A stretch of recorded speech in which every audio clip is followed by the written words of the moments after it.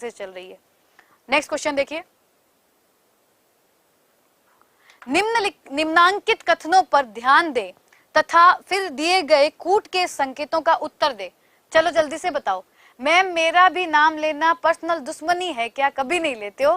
Freedom of tribals करण, करण आपका नाम देखो लास्ट में छुप जाता है, कहां से पढ़ूंगी? एक तो नाम सही से लिखा करो, और बताओ आप लोगों से दुश्मनी क्या क्यों लूंगी मैं, कुछ भी लिख देते हो। दिव्या मैम आप हमारा नाम मत लेना वरना पड़ोसी को पता लग जाएगा। अच्छा क्या बात है। चलो देखो, तर्कना चिंतन की एक प्रक्रिया है। तर्कना में क्रमबद्धता पाई जाती है। तर्कना में व्यक्ति किसी विषय के विपक्ष में तर्क करते हुए एक निश्चित निष्कर्ष पर पहुंचता है। उत्तर बताइए। केवल 3 सही है, 1 और 2 सही है, 2 और 3 सही है, 1 और 3 सही है। फटाफट से आंसर दीजिए। योगेंद्र मैम क्लास लेते हुए 4 महीने हो गए, आज तक नाम लिया। योगेंद्र सिंह जी 4 महीने से क्लास ले रहे हैं, तो बिल्कुल आपका स्वागत है अभिज्ञान पर। ठीक है, देखो आप लोग समझा करो इस बात को। कितने स्टूडेंट हो यहाँ पे, तो पॉसिबल है मैं इस 1 घंटे की क्लास में सबके नाम लूं, और आप मैडम से ऐसे शिकायत करते हो। मैडम के सामने जो नाम दिखता है मैडम बोल देती है, बस इतना ही होता है, कोई स्पेशल वाली बात नहीं है। कुछ साइंस दिख जाते हैं, और कुछ एक नाम पहले से जो नए नए आए थे जब कम स्टूडेंट थे तो मुझे ध्यान में है वो नाम, बस। बाकी कोई पर्सनल वाली बात नहीं है, सभी विद्यार्थी समान है। सी और डी उत्तर आ रहा है। ओके, जल्दी से बताओ उत्तर क्या होगा। सी को लॉक कर दें? कितने विद्यार्थी हो जो सी को लॉक करवा रहे हो?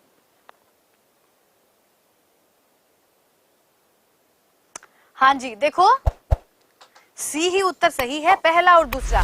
अभी आप कहोगे हमने अभी उपयुक्त सभी किया था ना, ऐसा एक प्रश्न आया था। लेकिन देखो तर्कना चिंतन की प्रक्रिया है, राइट है। तर्कना में क्रमबद्धता पाई जाती है, राइट है। तर्कना में व्यक्ति किसी विषय के विपक्ष, देखो केवल विपक्ष लिखा है, यहाँ पे पक्ष और विपक्ष दोनों आएगा।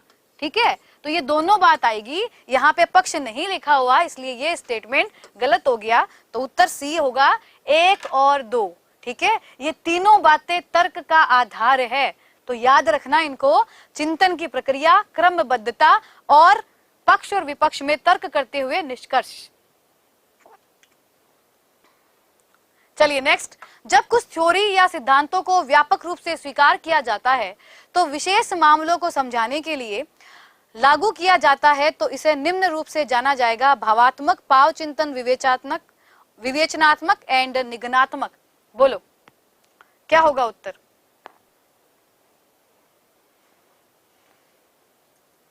सिद्धांतों को व्यापक रूप से स्वीकार किया जाता है। बोलो, जहां पे नियम और सिद्धांतों को स्वीकार किया जाएगा वहां पर क्या होगा ये बताओ आप। मैं राजस्थान से हूं, गोपाल सिंह, फर्स्ट लेवल। बिल्कुल, ये फर्स्ट और सेकंड दोनों लेवल के लिए। आप लोगों ने अगर सिलेबस देखा है मनोविज्ञान का, तो बस थोड़े से टॉपिक के अधिगम है, सिद्धांत भी है, थोड़ा सा ऐड कर देते हैं वो किसमें, सेकंड लेवल में। बाकी जब पढ़ाया जाता है ना तो आपको उससे भी हाई लेवल पढ़ाते हैं, तो कोई टेंशन नहीं है, कोई भी पढ़ो, फर्स्ट लेवल सेकंड लेवल सबके लिए है ये। देखो उत्तर होगा निगमनात्मक, विवेचनात्मक नहीं है यहाँ पे, क्योंकि ये तर्क का कोई प्रकार नहीं बताया गया है। विवेचना में भी यही होता है कि भाई आप एक्चुअली उसको देखते हो, तथ्यों को, सही गलत को देखकर आप एनालाइज करते हो। लेकिन हमने तो 4 ही प्रकार के पढ़े हैं, और जहां बात सिद्धांतों की और नियमों की हो, निगमनात्मक तर्क होगा यहाँ पे। ठीक है, आंसर डी है।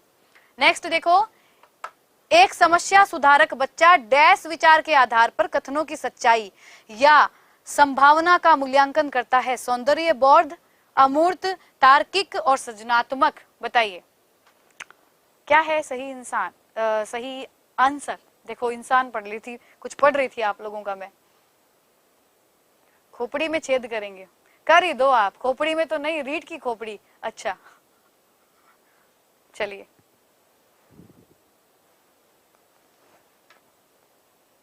कल थ्योरी?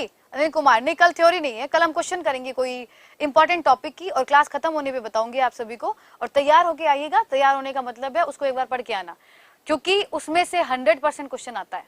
तो वो चीजें जो 100% आएगी, कम से कम हम उन्हें क्लियर करते हुए चलते हैं।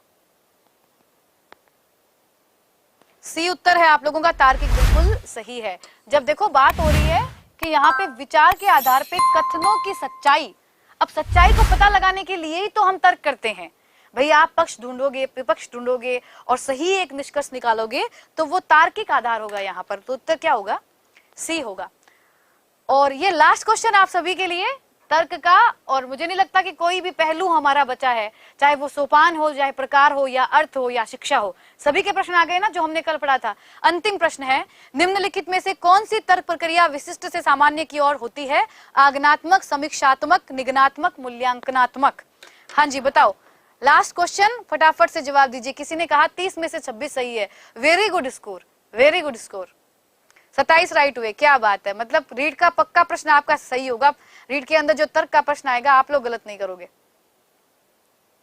उत्तर क्या है? ए, बिल्कुल सही, आगनात्मक आपका राइट आंसर है, क्योंकि यहाँ पे विशिष्ट से सामान्य की बात हो रही है, उदाहरण से नियम की तरफ बात की जा रही है। यहाँ पे जो आपका तर्कना क्षमता आएगी वो आगनात्मक तर्कना आएगी। तो सभी को तर्क मेरे हिसाब से क्लियर हो गया होगा। और एक बार फिर से कहूंगी, कल की क्लास मिस मत करना, जो मैंने पढ़ा दी है तर्क की, एक बार उसको पढ़ के वो नोट्स आप लोग लिख लीजिएगा, जिन लोगों ने ऐप नहीं खरीदा, और जो ऐप खरीदेंगे उनको तो उसके अंदर ही मिल जाएगा।